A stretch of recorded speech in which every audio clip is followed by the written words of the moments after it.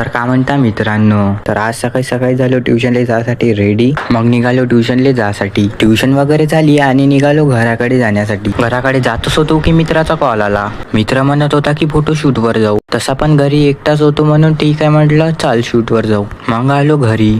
घरी आल्यानंतर कपडे वगैरे चेंज केले आणि केस वगैरे सेट करून निघालो शूट साठी. जाता जाता पेट्रोल वगैरे टाकलं आणि निघालो लोकेशन कडे.